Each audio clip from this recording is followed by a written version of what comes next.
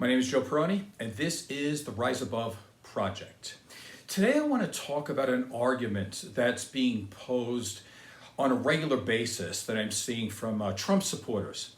And they're asking the question, if Kamala Harris wants to do all these great things as president, why is she not doing them now? The fact that she is the vice president. What has she been doing the last 3.5 years?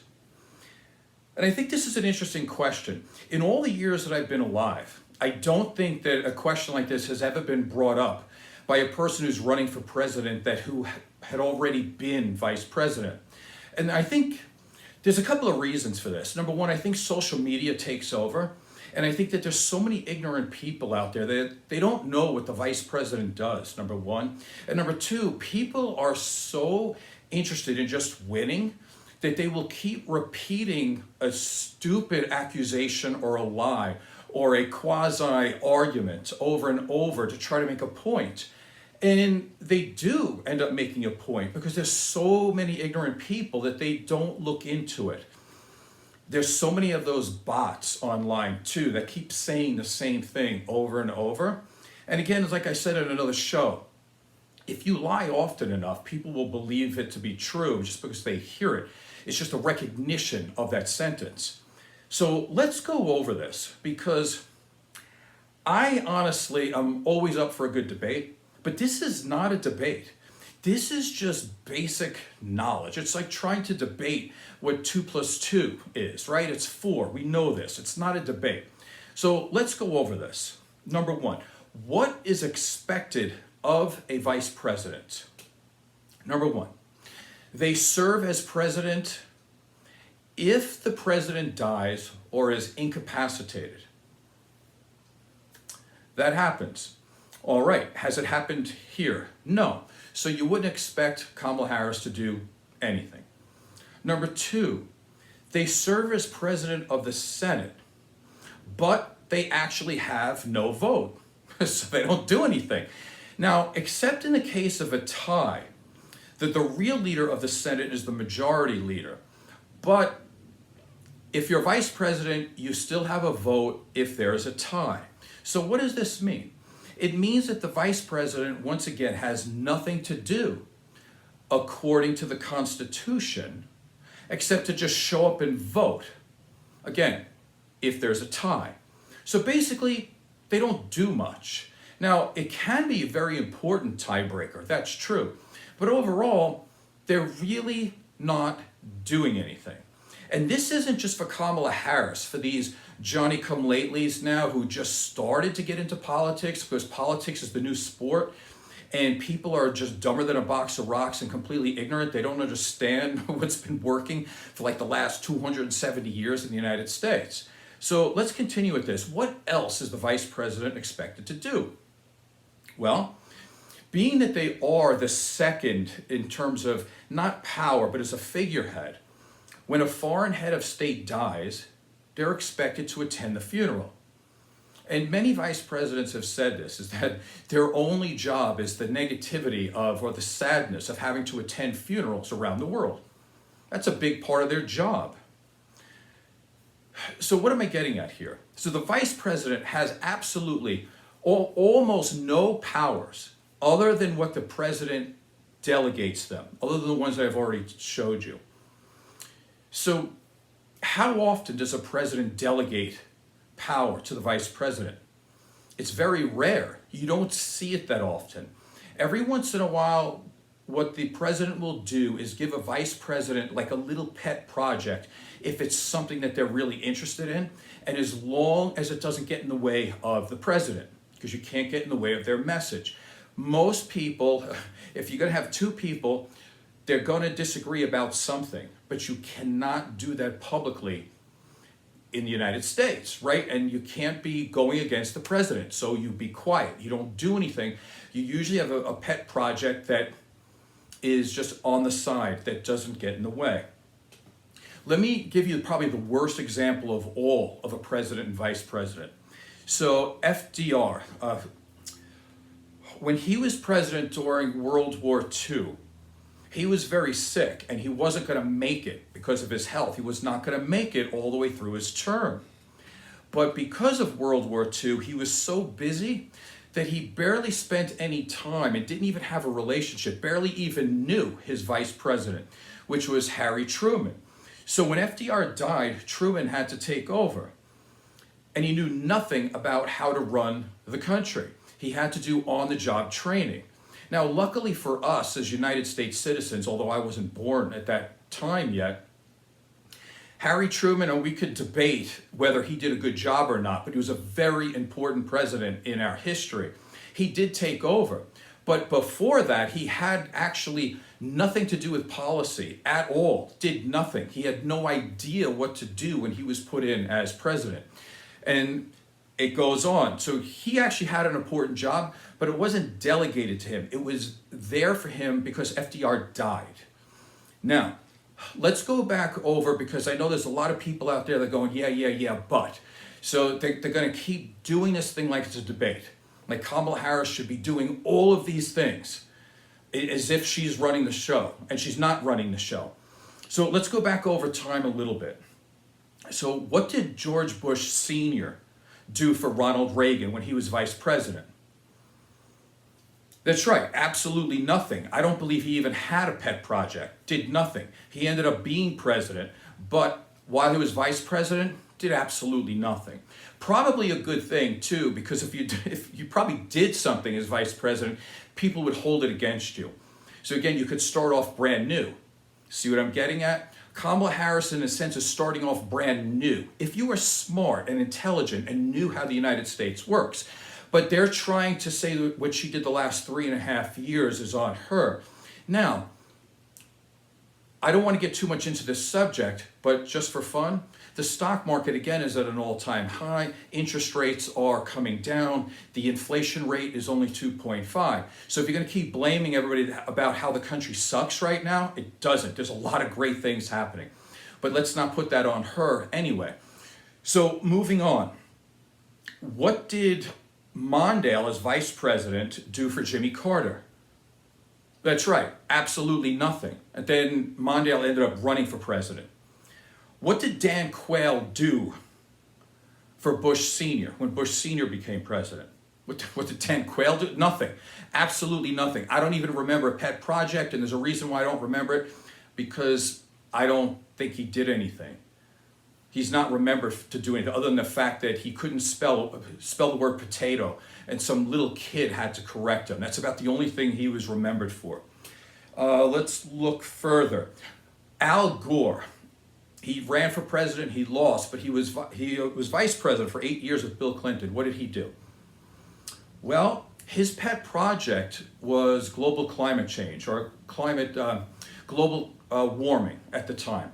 He wrote a book called The Earth in the Balance, and that was what his expertise was.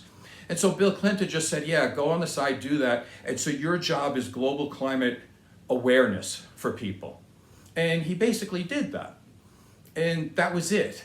Did he have anything to do with policies and taxes and the border or anything like this? No, absolutely not. He was just telling people about global climate change. That's it. How about Dick Cheney? What did he do for George W. Bush? Here's where it changes a little bit, because Dick Cheney had a lot more experience than George W. Bush. And so he was slotted with dealing with the 9/11 response, which was an obviously big deal. Now, we could debate all day long on whether the response was good or not. That's not for today's show. But the point is that Dick Cheney was known for probably being the most important vice president, or the one who had the most power. Because George W. Bush was, let's say he was ignorant and didn't have the experience that Dick Cheney had in that particular area. And it just so happens that obviously 9/11 happened on his watch. And so he got most of that job. Also interesting to note that Dick Cheney is supporting Kamala Harris in this election, just so you know. So more about vice presidents. Let's look at Mike Pence, who is a vice president for Donald Trump. What did he do? Well, he did absolutely nothing.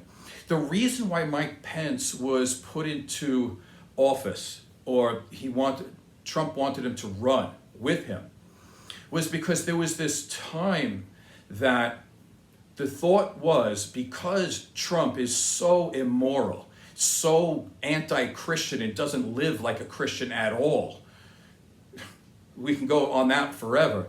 But the thought was is that in order to make good Christians vote for Donald Trump, you had to give him something. So Mike Pence is an evangelical Christian. So that balanced off the ticket. But other than that, he didn't do anything. Now, the interesting part of that is that, yeah, we all had this thought that these Christians were moral human beings that would never vote for a guy like Donald Trump, rapist and felon, and the way he lives. What does he have? 5 kids with 3 different women, all this stuff. It didn't matter to Christians. So we actually were giving them too much credit. He never actually had to put in Mike Pence as vice president. He could have picked anybody. And so, again, to handle that part of the argument, what did Mike Pence do as vice president? Absolutely nothing. And so why do we keep putting this on Kamala Harris, that she had to do all these crazy things or all these amazing things and take over as president? Well, because no vice president has ever done that in the history of the United States, unless the president dies. That's the answer. There is no debate here. Let's continue. Oh, there's a couple more. Let's talk about Joe Biden as vice president for Barack Obama. What did he do? Again, not much. His job was to basically be a cheerleader for Barack Obama and not say anything out loud that would get Barack Obama in trouble.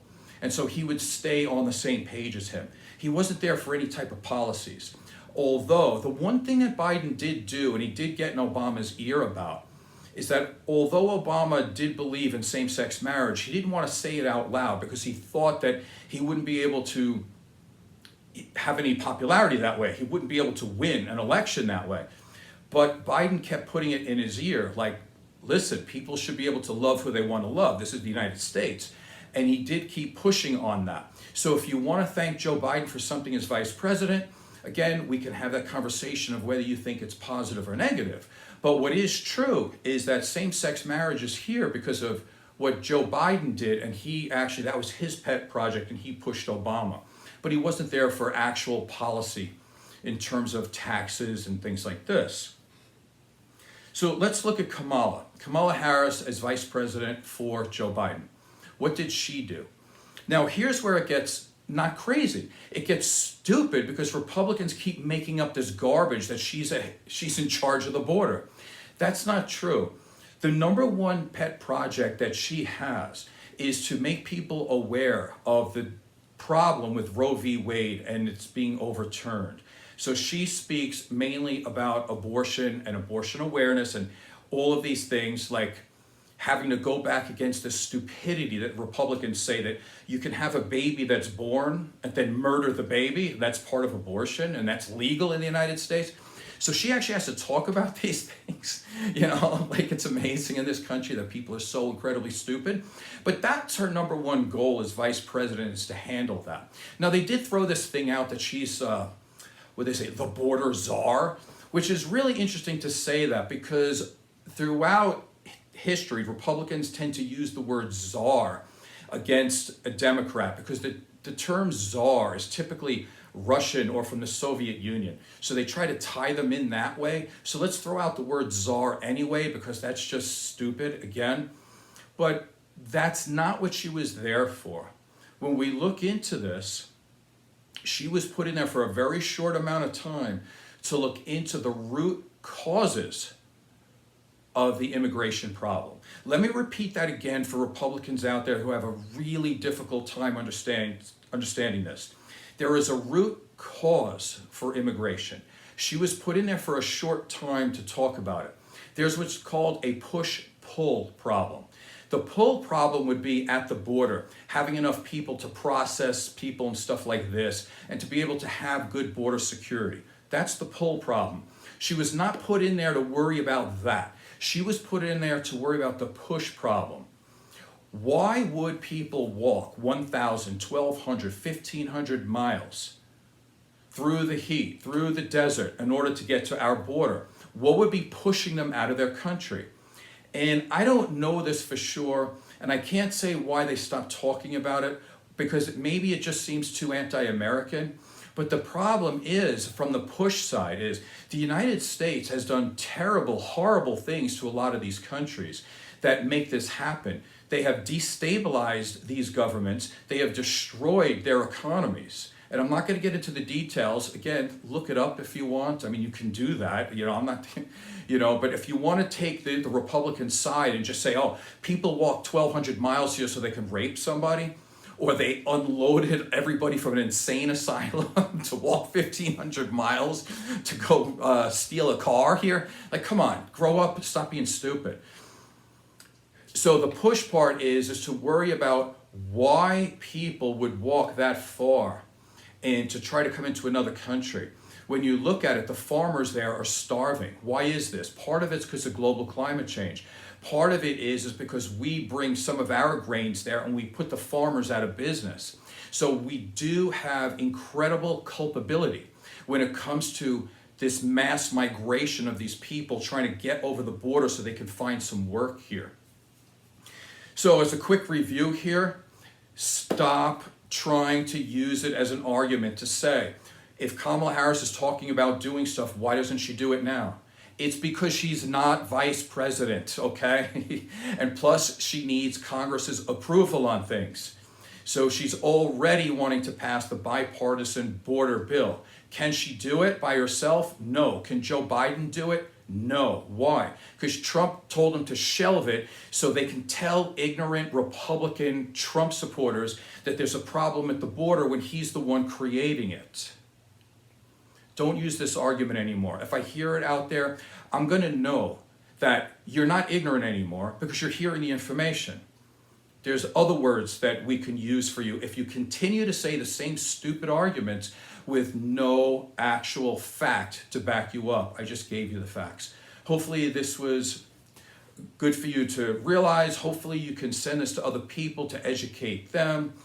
Thank you for your time. My name is Joe Peroni. This is the Rise Above Project. Please subscribe and tell a friend. Thank you.